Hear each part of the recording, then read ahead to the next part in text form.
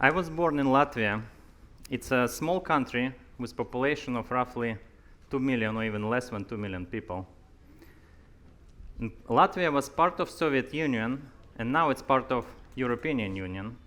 So when Soviet Union collapsed, I was a 12-year young kid, and I remember how my family and families of my friends literally lost everything overnight. All savings, all pensions, and all dreams.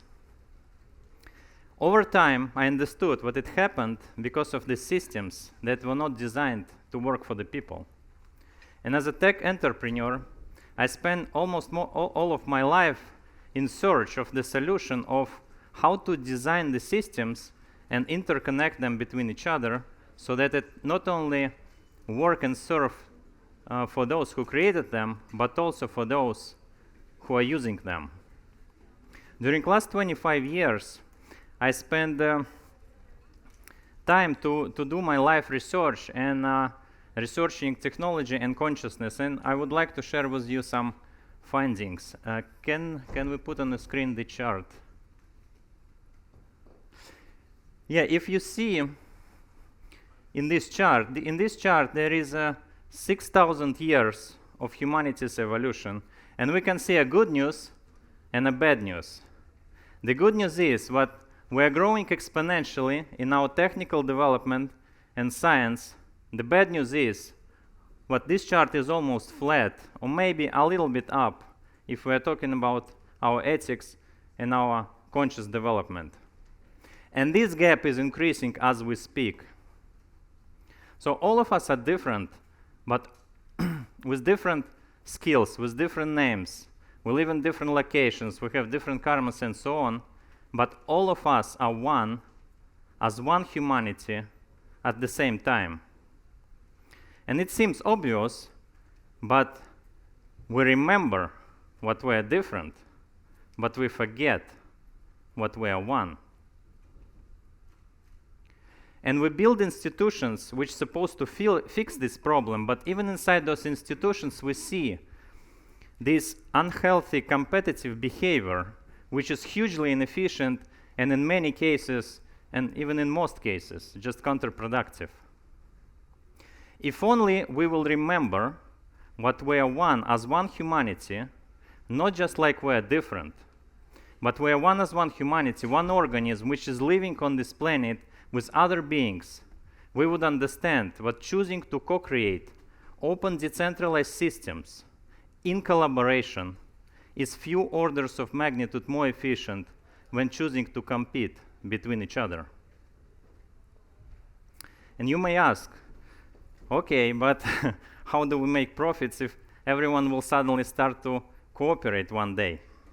And the answer is in the set of technologies what we already invented, and it is Web3 and tokenized economies. Spending more than 10 years in crypto, blockchain, tokenized economy, and Web3 space, I finally see what we as a humanity found a technology, invented a technology which will help us to co-create in collaboration and extract profits at the same time, but in a healthy and sustainable way. However, to use this technology properly, it's very important to start prioritizing and shifting the development of our ethics and the development of our consciousness so that it matches our technical development. Why it is important today? Because if we start building collaborative, decentralized, open systems with competitive, centralized, selfish mindset and low level of consciousness, no matter how hard we try to do good, we will always end up building competitive, centralized, selfish systems which will only benefit those who created them. And we will keep investing into yet another AI, robotic, biotech, nuclear, or other technology in this never-ending loop of events until we destroy ourselves. We are searching for solutions outside us, but all of the answers are inside us.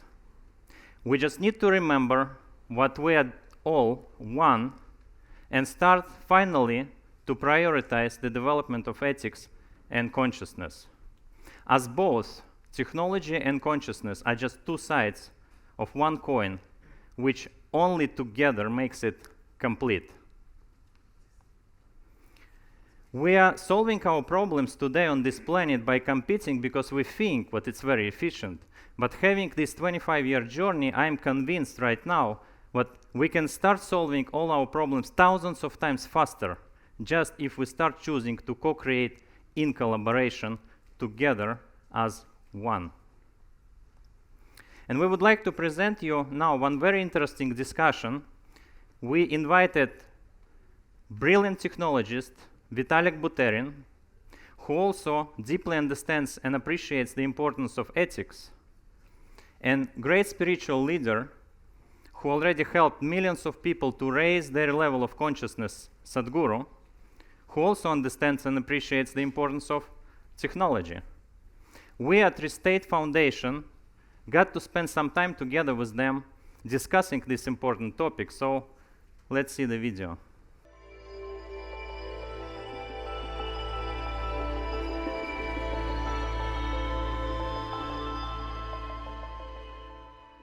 Even though each of you is a leader in your own field, consciousness and technology, it would be good to explore how involved you are in the other field. Sadhguru, as an author of Inner Engineering and the one who experienced the state of dimensionless unity of absolute perfection, please share your interest and involvement in technology. And Vitalik, as the one who embodies the new era of technology and decentralization, please share what kind of work you do on consciousness, as we all know that you were raised by a very conscious and spiritual father. Well, you kind of cut me out of technology, but I'm profoundly involved in technology because in my experience, this human mechanism is the highest level of technology yet on the planet. Though people are calling some computers as super, I have still not found one which is more super than this one. It is just that we were given such a masterpiece of technology, but most people are trying to operate it without even reading the user's manual, so it's one big mess. But it's time we educate them to understand how it functions. If we understand how it functions, how we want to be will be by choice. If how we want to be is by choice, what do you think people will choose, pleasantness or unpleasantness? Definitely highest level of pleasantness. So in search of highest level of pleasantness, well, people drink alcohol, people take drugs, people want to go to heaven, all in search of highest level of pleasantness. But if you understand how this technology functions, you can create the highest level of pleasantness right here. I have enough evidence from modern science also. I'm a living evidence, I'm a living proof that it works, and there are millions of people who know that it works. But if that's not enough, there is more lab kind of evidence also. With a simple process that you learn in 2 to 3 days' time, it has been found, much research has been done in the Harvard Medical School, in Indiana University and Rutgers University, where they have found that with these simple practices, the increase in the production of anandamide and other endocannabinoids within the body is over 70%. And the BDNF increases by 70%, firing of the brain in ways that you've not imagined possible before. So, this is a technology which needs to be explored because this is the highest level of technology. And we have gotten this technology after millions of years of research and development, which is all dismissed off with one single word called evolution. Evolution is research and development over millions of years. And here we are, all we're doing is making a mess out of it, causing suffering to ourselves. And once we know how to cause suffering to ourselves, inevitably we will share it with the rest of the world. And you can call it a war, you can call it a famine, you can call it whatever. Essentially, people are sharing their misery. Yeah, I think blockchains and crypto and Web3 are an interesting field of technology because they involve people a lot more than the other technical fields do, right? What's interesting about blockchains is that they are a technology that is about human coordination and is about helping different groups of people come together to be able to trust each other more, to collaborate across larger distances on many different kinds of projects. In the Ethereum Foundation, we have an office in Berlin, an office in Denver, one in Zug in Switzerland, one in Singapore. We have people across the world in Latin America, Taipei, Canada, UK, all kinds of different places. And like I personally have been a nomad for about 9.5 years, and as part of that, I've had the good fortune to just interact with all of these people. And I think just seeing what kinds of lives different people have is a kind of consciousness in itself, right? It's seeing what kinds of different interactions there are between the cultures and kind of social technologies and ways of life that people have evolved over thousands or hundreds of thousands of years, as well as these very new tools that are being built very quickly, and just to see how what are the different ways in which the different groups of people relate to those tools and caring about using them, I think is something that's fascinating, and it's something that the community, I think, really tries to value and get the most out of. See, one thing that's happening in the world is environmentalists are talking about consciousness, technology people are talking about consciousness, and health care specialists are talking about consciousness. So it's a good thing that consciousness is a new coin of transaction in many ways. But one thing we need to understand is that consciousness can neither be a transaction nor can be a communication. We are misunderstanding the different dimensions of intelligence. And just to put it very simply, one thing is we have a front end of intelligence which we call as our intellect. So intellect is a tremendous and a fantastic tool for dissection, and which is very important for our survival in this world. There are other aspects of our intelligence, which is one thing is called, in yoga we call it ahankara, which means the identity. Because identity defines how you use the intellect. If you're identified with a race, religion, caste, creed, nationality, whatever else, or gender, the moment you're identified with that, your intellect will do everything to protect that because it's essentially a survival tool. In the yogic culture, always, before we initiate a child into education, first thing is we are seeing how to make his identity a cosmic identity. Because right now I'm identified with my race or religion or any other sect or group or a nation, then my intelligence and my empowerment of knowledge will all be used to protect that identity. Maybe when it is small, it looks selfish. See, if you fight for yourself, they will say you're selfish. If you fight for your country, you're a great guy, all right? But the end result is same, somebody will die. It's not very different. Actually, if you just fight for yourself, maybe one person will die, either you or him. But if you fight for your country, millions may die, all right? So the problem is just this, that we have not dealt with identity properly. Once our identity is in some way limited to any aspect of life, whatever it may be, then our intellect will be against something. We just don't realize this, we think we're doing a great thing. Looking at the last 6,000 years of human civilization, and what we see is an appalling gap that appears between the technological capacity of human beings and our moral development, the development of, for the lack of the better English word, we call consciousness. So I would be curious to get your ideas on how you think this gap might be closed in the next decades or years, because it seems to be the only way forward for us until we hit the brick wall. Like Sadhguru made a really important point by I think starting to talk about identity, right? And identity is something that especially in the blockchain space, we definitely think a lot about. And to the extent that people do see themselves as part of groups, people should not see themselves as being part of one group.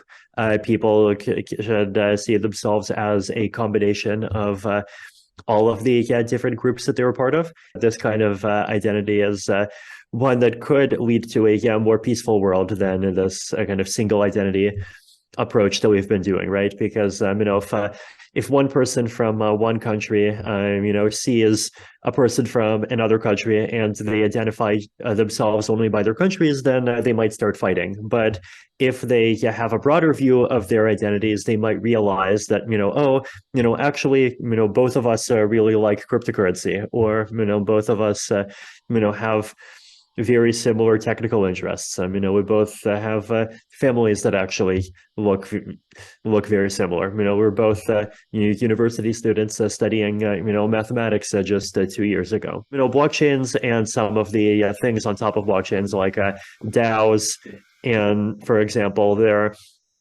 even more obviously that, right? Like, these are tools to help groups of people organize. They're tools to help people identify things that they value in common, right? So like Gitcoin grants and quadratic funding might be a good example there, right? It's a tool that helps people basically treats donations to projects as a signal of what people value, and helps identify things that lots of different people value at the same time. This is what we call public goods, and basically add kind of even more support to those projects. We must understand technology is an application of some things that we have figured out as to how they work. And all technology is an outcome of our intellect. Because we have a certain intellect, we are able to develop these technologies.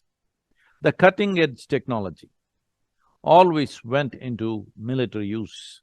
So essentially, if we get any kind of technological tools in our hands, first thing is we will see how to kill people. Then of course, we will come back and save their lives. So, this is happening because we are unidimensional in exercising our intelligence. Our education system does not in any way even recognize that there are other dimensions of intelligence within the human being. Intellect is the only thing. They give you marks only for your memory, not for your attention, not for your genius. Nobody gave you marks for your genius. They gave you marks only for your memory. Now that machines are beginning to have more memory than human beings can imagine, now they're feeling threatened and they're struggling. If we want real change in the world, because after all, our lives are a tiny bit of time. In our time, if we want some change, instead of technologies focusing on replacing economic structures and political structures, if we focus on replacing the education structures, which is the easiest thing to do and most accessible thing, and nobody can control it anyway, if we do that, we would change the world in a much bigger way than trying to change the political and economic structures, because there are many aspects attached to it, which I don't think everything has been figured out. If we invest technology and all the efforts that we're doing into educational systems and making them universal in nature, not national in nature, I think that would change the world. One thing that I've believed in for, I think, a very long time, probably since I started, doing anything in this space, is the idea that education should not be something where you start school, you go to school, and then there's this concept that, you are finished school and then you go to work. Like, no, the world does not work this way.